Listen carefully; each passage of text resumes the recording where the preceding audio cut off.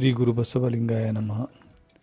ಅನುಪಮ ಅನುಭಾವಿ ವ್ಯೋಮಕಾಯ ಅಲ್ಲಮಪ್ರಭುಗಳ ಜಯಂತಿಯ ಶುಭಾಶಯಗಳು. ಅಲ್ಲಮಪ್ರಭುಗಳನ್ನು ಬಸವಣ್ಣವರು ಯಾವ ರೀತಿಯಿಂದ ಕಾಣ್ತಿದ್ರು ಎನ್ನುವುದಕ್ಕೆ ಅವರ ಒಂದು ವಚನದಲ್ಲಿ ಅವರ ವ್ಯಕ್ತಿತ್ವವನ್ನು ವರ್ಣಿಸಿದ್ದಾರೆ. ವಚನ ಈ ರೀತಿಯಾಗಿದೆ: ಕಾಲಿಲ್ಲದೆ ನಡೆವನ, ಕೈಯಿಲ್ಲದೆ ಹಿಡಿವನ, ಕಣ್ಣಿಲ್ಲದೆ ನೋಡುವನ ಸಹಜವಾಗಿ, ಮೈ ಇಲ್ಲದ ಬಣ್ಣ, ಮಥನವಿಲ್ಲದ ಕೂಟ, ಸೈವೆರಗಾಗಿ ಸಿಡಿಯ ಮೇಲೆ ಒಡಲು ತನ್ನ ನರಿವದು, ಒಡಲು ತಾನರಿಯನು, ಬಿಡದೆ ಎನ್ನ ಬೆಂಬತ್ತಿ ಬಂದು ಪರಿಯ ನೋಡ, ಜಡವಿಡಿದ ಎನ್ನ ಕಾಯದ ಕಳವಳವ ತಿಳುಹುಲೆಂದು ಅಡಿಗಡಿಗೆ ಅನುಭಾವವ ತೋರುತ್ತಲಿದ್ದಾನೆ. ಕುಳ್ಳಿತ್ತೆಡೆಯಿಲ್ಲ ಕುಂಟ, ನಿಂದಿದ್ದೆಡೆಯಲ್ಲಿ ಎಳವ, ಎಲ್ಲಿ ನೋಡಿದಡಲ್ಲಿ ಪರಿಪೂರ್ಣನು, ಮೆಲ್ಲ ಮೆಲ್ಲನೆ ಒಳಗನೆ ಅರಿದು ತೋರುತ್ತಿದ್ದಾನೆ.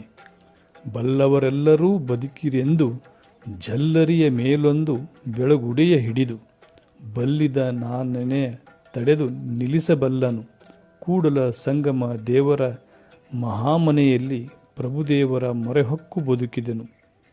ಈ ವಚನದಲ್ಲಿ ನಾವು ಅಲ್ಲಮಪ್ರಭುಗಳ ವ್ಯಕ್ತಿತ್ವವನ್ನು, ಅವರ ಭೌತಿಕ ಸ್ವರೂಪವನ್ನು ಕಾಣುವುದರ ಜೊತೆಗೆ ಅನುಭವ ಮಂಟಪ ಇದ್ದಿದ್ದಿಲ್ಲ ಎನ್ನುವವರಿಗೆ ಸ್ಪಷ್ಟವಾದ ಉತ್ತರ ಎನ್ನುವಂತೆ ಕೊನೆಯ ಸಾಲಿನಲ್ಲಿ ಬಸವಣ್ಣನವರು ಕೂಡಲ ಸಂಗಮ ದೇವರ ಮಹಾಮನೆಯಲ್ಲಿ ಪ್ರಭುದೇವರ ಮೊರೆಹೊಕ್ಕು ಬದುಕಿದೆನು ಎನ್ನುವ ಸಾಲಿನಲ್ಲಿ ಮಹಾಮನೆ ಅನ್ನುವಂಥದ್ದು ಅನುಭವ ಮಂಟಪದ ಭಾಗವಾಗಿತ್ತು.